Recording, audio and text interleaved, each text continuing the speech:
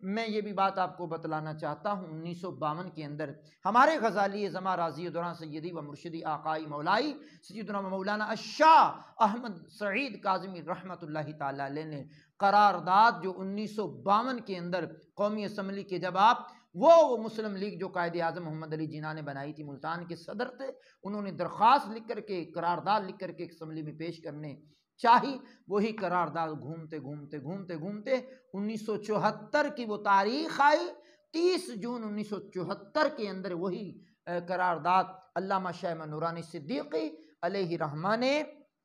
علماء و مشائخ اہل سنت کے ساتھ مل کر کے قومی اسمبلی میں پیش کی ہے۔ تو وہ تاریخ ساز دن آیا